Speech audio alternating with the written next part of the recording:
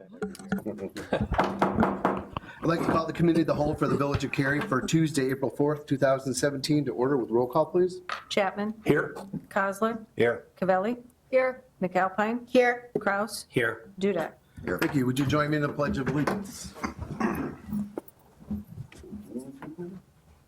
I pledge allegiance to the flag of the United States of America and to the republic for which it stands, one nation, under God, indivisible, with liberty and justice for all.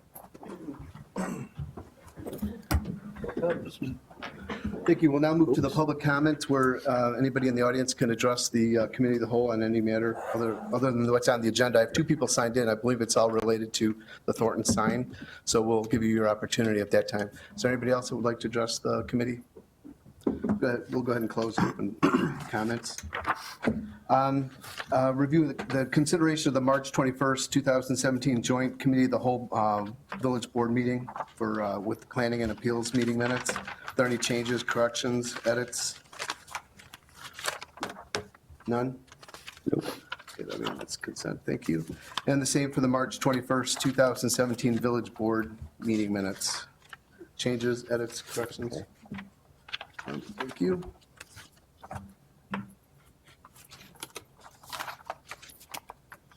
Thank you. We're going to have we're going to start a public hearing here, and I'm going to give Brian an opportunity to just present the case.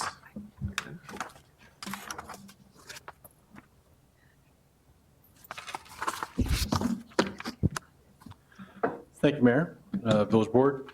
The request this evening is from Thorntons seeking approval of a variance related to the monument sign at the facility. Thorntons is doing a rebranding or a retrofit of their existing storefront this year. And as part of that, they're looking to update the existing signage for the gas station.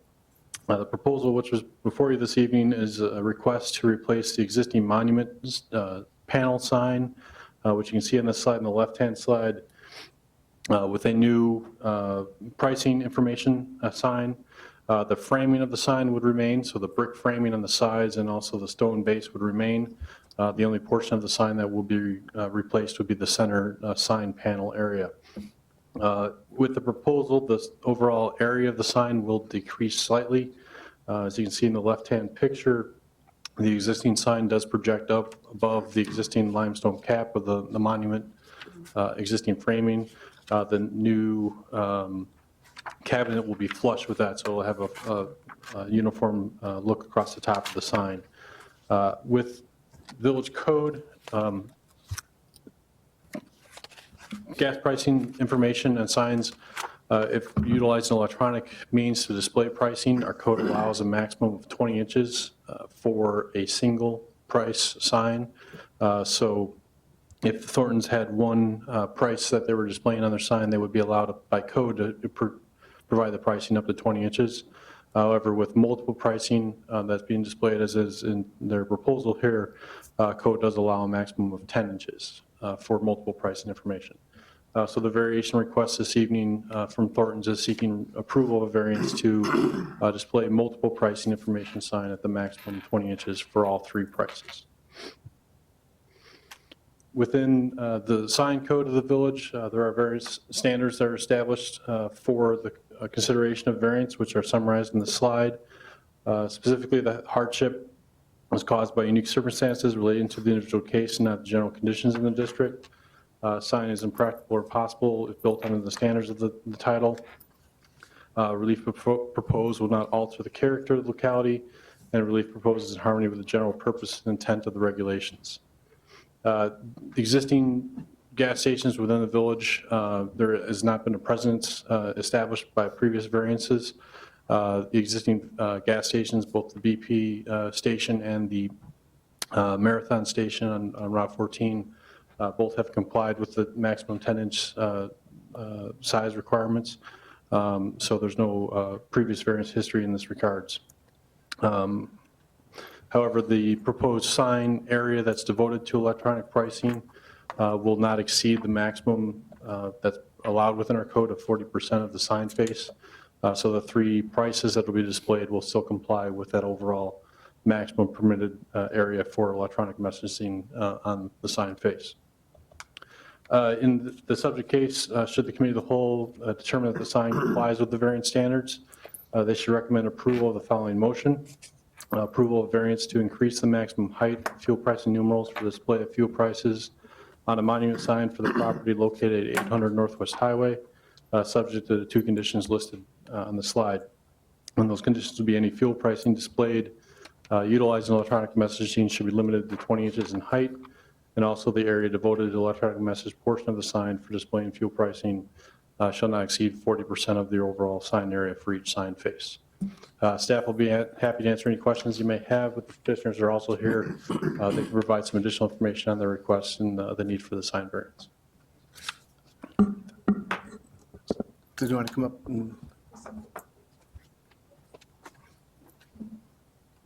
Good evening, Mr. Mayor. If you can just state your name and address for the record, please. Kate Berliner with Thorntons Incorporated. My address is 10101 Lynn Station Road, Louisville, Kentucky. Thank you. Go ahead. John Esposito with Sign Effects, P.O. Box 251, Itasca, Illinois, 60143. Okay. You can proceed. Thank you, Mr. Mayor. In this instance, we do have a little bit of an extraordinary circumstance. Our company, Thorntons Incorporated, has actually been granted a opportunity at this time in association with the state of Illinois and the Corn Growers Association to provide an ethanol-based product, a higher ethanol content for a cleaner burning fuel and a better value for everybody. In this pursuit, we also agreed that we would always display that price. So in order to live up to our commitment in this grant, we have to include a third pricer on our signs at this time. Now, this particular location, we obviously had a pretty large pricer there to begin with, so you could see it for miles. But at this location, I think that that's actually a benefit for the community, because that area, it's 45 miles an hour and there's nothing stopping you for a little while there. So if you don't see that sign ahead of time, I am worried that we will have some fast braking, may incur some accidents there. With the visibility matrix, we really should have at least a 24-inch, actually by the National Sign Association regulations. However, we recognize that that's a little bit overkill, so we're just trying to make it as safe as possible for everyone. Are there any questions? No, any questions on this? Yeah, and the top one, is that my E85 gas? Is that what you're doing No, there? that's actually an E15 gas. It's an unlead 15, so we're taking that ethanol content up. We do carry E85. I know, that's why I was looking, where's the prices on the sign? So the E85, we actually do not put that price up because that was something that we determined to cover, to actually cover in pricing along the pumps. But E15 is a higher ethanol content, and it is something that we have actually partnered with the state and the corn growers on. And this is a new, very, very new fuel to a lot of areas, including this area.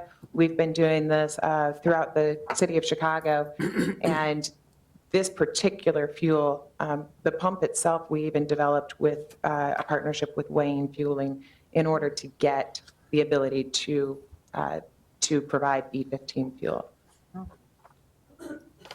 Are the colors that you list over here for the different gas types, is that representative of what will be red and then green for diesel? That is correct.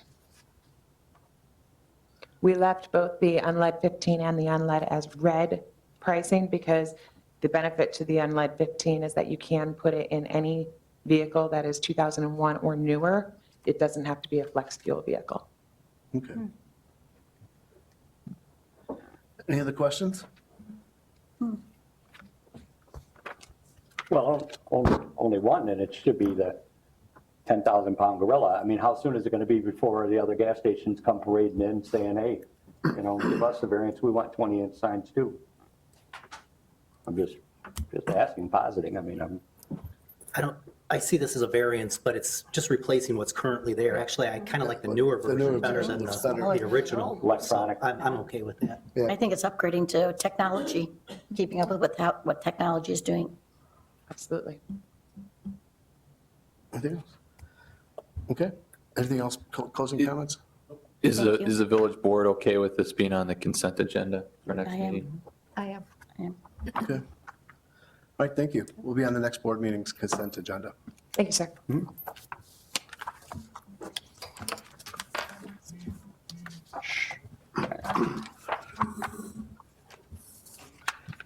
Now we'll have a discussion regarding a facade grant for State Farm Insurance and Financial Services located at 109 through 111 West Main Street. Thank you, Mayor. The request this evening is from State Farm Insurance. Mr. Horn's office, which is currently located downtown, will be locating to an adjacent storefront. He's renovating that space to accommodate the new facility. State Farm is seeking approval of a facade grant, matching grant opportunity with the village for the facade improvements that they'll be doing to the space, which include replacement of windows, the storefront, landscaping, and awning on the building. Total price that was provided is about $23,000 and change for the exterior improvements, but that does not include exit modifications to the awning and also exterior lighting, which will be additional costs above that amount. They're seeking approval of a matching grant up to $10,000 for the exterior improvements, which will be about 40% of the project cost as currently submitted. In addition to the exterior improvements that are proposed, they are doing other extensive interior improvements to the building as well, which are not eligible for the subject grant. Staff is recommending support of the request and finalization of documents for approval by the village board at the next village board meeting. This slide indicates or illustrates the proposed improvements. The slide on the left is the existing conditions as far as the storefront that was when it was purchased for the former nail salon that was in there. And then the right-hand slide shows the new storefront that's proposed with new windows, awning, and gooseneck lighting that would be provided above the awning, providing visibility for the signage thereof. Mr. Horn is here as well, who can provide some additional information as far as why he's seeking the request and the type of improvements that are being performed. But either he or I will be present to answer any questions you may have on the proposed improvements. Phil, did you want to come up, talk a little bit about your project? Sure. Hi, my name is Phil Horn. Home address is 296 Southbound Palatine, 6067. Currently, I'm at 105 West Main, which is the blue building across from tracks next door to this one. I started in 2008 with no clients and no employees, and we keep growing every year. We insure about 2,500 local families in the Illinois area, and now I have 3 full-time employees, and we're always growing. So right now, my current space is about 800 square feet. I've been staring at this building since I moved in 8 years ago. It's been sitting vacant for about 16 months. We bought it in January. It's a very, very different building. The building dates back to 1870. Please stop by. We found some really cool old safes inside. And what I'm trying to do is make it useful and restore the historical look. And so we're going to remove, basically, I'm sure you've seen it, but we've removed the whole storefront. It's going to be flat across now. We'll be able to put some flower pots and things out front, make that look a little nicer, but we're going to put black trim windows. All in all, there's over 20 windows in this building. I'm spending over $100,000 of my own money on the downstairs as well as the upstairs. When I bought it, there was some very, I guess not, we had to evict the people that were there on a month-to-month lease. It had been run down. The building's been very run down. So I've got those people out. We're going to renovate upstairs. So when I move in downstairs, we'll have a thriving business. I'll have some other small office space that will be available for rent for people that might need it, as well as an upstairs apartment building, which is a 3-bedroom apartment. All in all, it's a 4,500 square foot building with parking impact. So I would really appreciate any help, and I greatly appreciate your consideration. Thank you. It looks much nicer. Is there any comments or questions? Gonna- Go ahead, Dave. Are you going to sandblast the brick? I mean, I know we were talking about the Carey Ale House and stuff, improvements there, but that stuff looks just dingy and old and looks like it's from the 1870s. Yeah, so I'm the original brick we're actually going to leave. I thought about painting it, but I just didn't really like the way it made it look. We are removing those flower pots. They're all falling apart and leaking that you see on the front of the building, so those will all come off. And I think when we take off the face, which we've redone, if you look on the existing, it had kind of like you walked up into it, and that's now all going to be flat and on the at ground level. So So, but to answer your question, at this point, I'm not planning to do anything with the existing brick. I had some questions for Brian, I did too. if anybody else wants to ask Phil. Oh, go ahead, Kim, if you want to ask something for Phil. Brian, I was wondering, this money that we have for the facade grant program, where does that come out of? That's going to come out of the revolving loan fund. Out of the revolving loan fund. So then once that's taken out of there, then that's gone out of that revolving loan fund? Correct. I'd rather almost move towards the direction of utilizing the revolving loan fund as a revolving loan and charge a little bit of interest to get a little bit of a smaller return on our money, at least something. I think I'd rather move in that direction than just an outright grant. I know we've offered grants in the past, but now that we know more information about the revolving loan and what's going on with Springfield and that now it's our money, I'd rather try to keep it in-house and try to make some money on it if we're going to do something like that. We can definitely look into something like that. That's will of the board, sure. Yeah, I actually like that idea as well. The other question I had is, I guess I'm still unclear about how some of these projects come before us. Like, for instance, a grant program. I'm used to grants, you know, there being a process out there where a grant comes out to everyone, people get to apply for it, and then it gets decided who gets that grant. I haven't seen that. I just see random things coming before us. So I'm just trying to understand how do we get some businesses up here, and why aren't we advertising to everyone for a certain period of time if we're going to do a program like that? This is a program that's been in place for several years.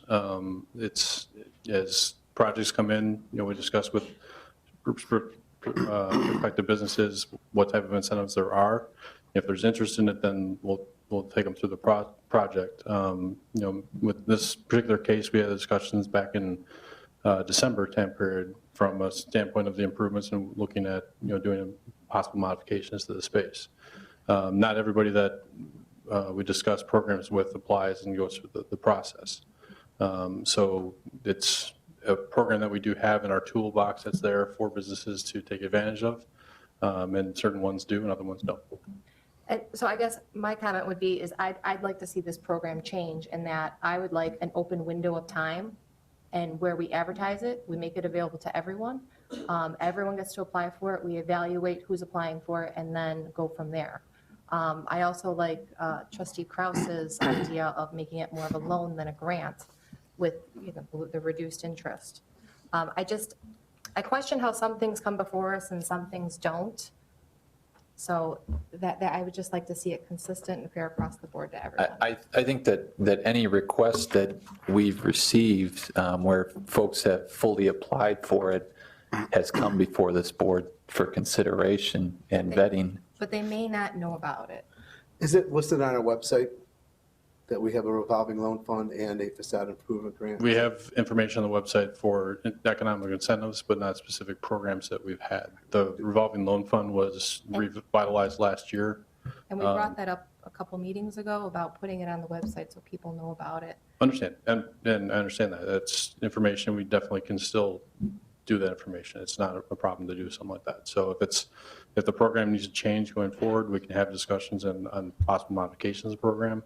But if we want to advertise information on the website, we definitely can do that. The problem I have is when I see somebody come before the board that might be friends with somebody on social media, that might be liking campaign stuff on as well, then you have to understand from my point of view, I'm questioning if it's being done fair across the board to everyone. Understood. I think everyone, and I just encourage folks and businesses that, you know, if they have questions, you know, to contact the Community Development Department here and, you know, ask what's available. Like Brian said, you know, this is one of the tools that we have here to try to, you know, enhance the Village of Cary across the board. Not necessarily for economic development, but you also heard here that Phil is stating that, you know, he's added people over time. I'm not saying this program is going to encourage economic development, but you know, certainly it could enhance aesthetics of the village. So we just have to evaluate both, you know, the ED side and then also the aesthetic side. Just to address Trustee Cavelli's comment that, you know, Phil Horn happens to be executive board member on the Chamber of Commerce. during my monthly meetings with the chamber board, I always update everybody as to what's going on within the village and business incentives and things. When things come to the village, we talk about this last one we talked about, what's the name of the Kojaks, about, they applied for these things and what these things are done. When the ale house came, we talked about the facade improvement grants. We talk about all these things. So there's no favors here. There's no things like this. He's been a business owner in town for almost 10 years.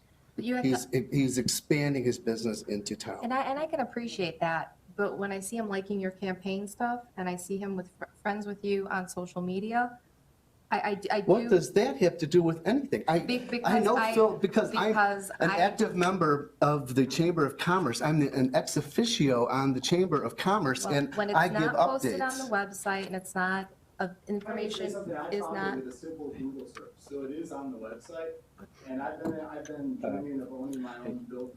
Phil, can you come up to the board? I've been dreaming of owning my own space rather than paying rent for 8 or 9 years, and over that time, I've ran into Brian, as well as the former community development, I forget his name, but he's moved on, I think, Lake Zurich.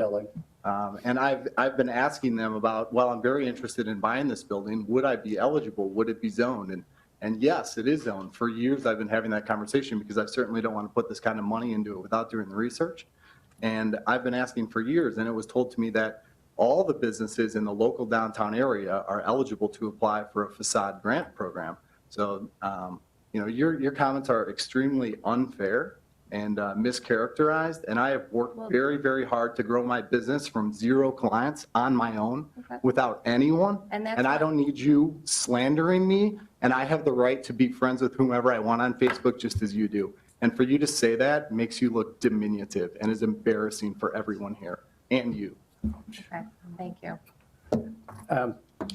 Part of the issue, and I didn't even think about it until Kim used the word grant program. And I'm familiar with the residential where we would help, the village had a program, we don't have it now. But maybe if it was called the business facade program rather than a grant. Because like she said, your grant time is from April 1st to April 30th, and then you'd expect people to apply for that grant. But this is year round, and it's a tool in the community development's toolbox. And so I sure wouldn't want to get rid of that, but, I would say I think it's important for us to, consider this on its merits. Certainly I've heard the discussion, and, I believe that there's the need to have a broader discussion with what we do with those revolving loan fund dollars and what incentive programs we offer. That is certainly needed, but I think we need to consider this on its merits, and if it's yes, it's yes. If it's no, it's no. And then we need to have further discussion about our incentives and the programs that we're offering here. Agreed. Any other comments? will it be on the website tomorrow? We will evaluate what we have on the website, but like I said before, I think that we need to have a discussion here with the village board collectively on what you want to offer and to what we want to do with the revolving loan fund dollars. Do you want to go, Rick, or you want me to Go ahead, I have a Rick. couple questions. I would prefer that in this particular situation, it's not a lot of money. So to me, I'm not one way or another whether it should be under the loan fund or the grant. I do think, though, however, that the next village board has to think about this as a revolving loan fund, so that when we do get principal payments back, whether they're at 2% interest or 0.5% interest, at least you're getting principal back to then fund another improvement for somebody else down the road. I do think that makes a lot of sense. That's not the way this is being proposed. I'm fully supportive of this as it is, although I do think we ought to think about that. I do have a couple of questions and then a comment to you. Do you occupy or will you occupy the whole building, or will there be an Phil, could apartment you come up to the upstairs? microphone, please? Yes, sir, do I act by older? Yeah, will you have an apartment upstairs, or will that be part of your offices? I will have an apartment upstairs, residential apartment, 3-bedroom, 2-bath, when it's all said and done, which the apartment rehab should be done in July. The downstairs is about 2,500 square feet, and the upstairs is about 2,250. Okay. Thank you for that. The comment that I made is, I heard you say something that resonated with me a lot, and that was that the building is circa 1870. Yeah. I would never have known that. In fact, I doubt the general public would think the building is that old. Yeah. I would be happy as a village, I might be in the minority here, but I'd be happy to donate a plaque to you to put on the building if you'd pay for the installation so that people could see how old this building is. We don't have a lot of historic buildings downtown that people have put money into. You're doing a great job, I think, keeping your business downtown. The building will look a lot better. A plaque can't be very expensive, and I think it's kind of cool for you. So that's just something I would throw out. The other question I have, Brian, is more to you. I see that his awnings are black, which do match the ones that I've seen downtown so far. And you know, shame on me, I should know the answer, but do we have in our ordinance any color restrictions on awnings, or could they be any color, any style, any design? No restrictions on colors. That's something I think you need to look at, because as I was reading this and looking at the picture, I'm thinking to myself, you've got a bunch of buildings that almost abut one another. And could you imagine how it would look if you had one that had, like the old Cary Bank building, when they used to have that little place in there, they had sort of a rounded. Yeah. I mean, you could have 4, 5, 6 buildings in a row that have all different kind of awnings, and I'm not sure that would necessarily be the look that the business owners would like if there was, you know, not some sort of consistent pattern. So if our downtown ordinance doesn't specifically state what type of awnings, it might be something to just think about, that's all. But I think what you're doing, Phil, is fantastic, so thank you. Thank you. And just to that point, State Farm really wants me to have a red awning with black letters. Because everything downtown is black, and I want that to be the look of the building. That's what I'm trying to achieve. So all I wanted to do is fit in and look great and improve the downtown area. And I hope to be here for another 30 or 40 years. And I contribute a lot of money, and well over $10,000 of my own money, towards the Main Street Fest, the Cary Cruise Night, Mary Cary, everything down the line, all the local sports teams. I've given well over $30,000 of my own money in terms of donations to local things. So I appreciate the opportunity, and I hope you consider it. Phil, stay up there for a second. Didn't you say there's also going to be an office space up there? I just wanted- In the lower level, there's about 2,500 square feet, which I'll be occupying 1,800. The building is really cut up, but there's another lower level and another upper level on the first floor. So it's hard to describe. But so I'll have about 500 square feet, which I'll be looking to rent out. And I have about 2 offices that are about 200 square feet each that I'll be looking to rent out to maybe like a tax professional or a realtor or whoever might want a single office for a very, very low cost. Okay.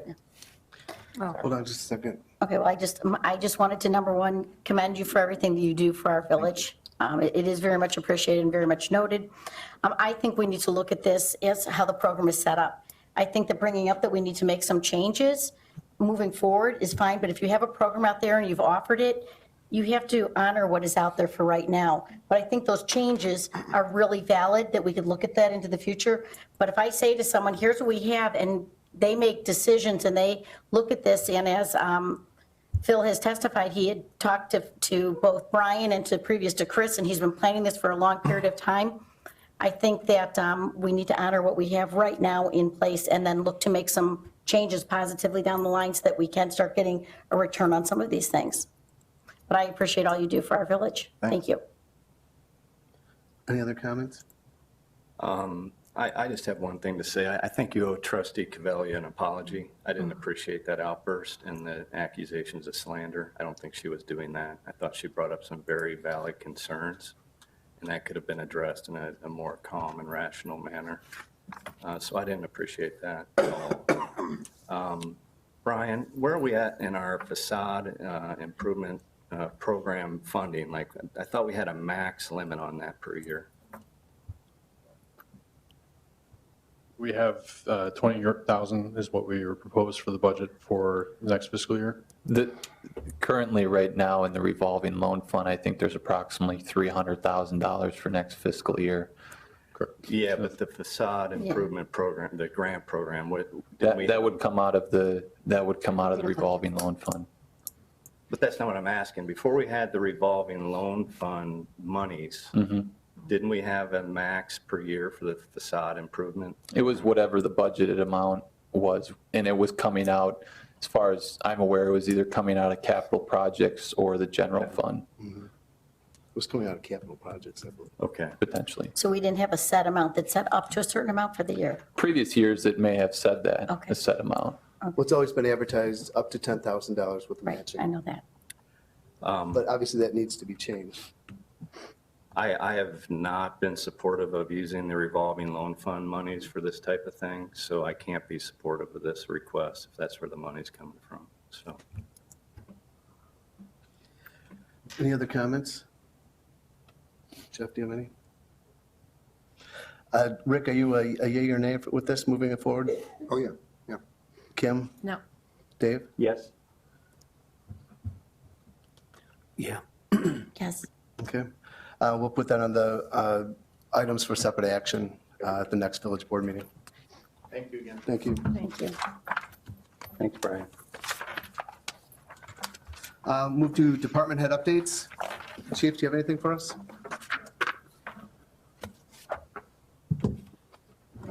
Real quick, and it's not a update for activity or anything like that, but today was our first day for the use of a mental health professional, social worker that's been provided to the police department on a part-time basis through the McHenry County Mental Health Board.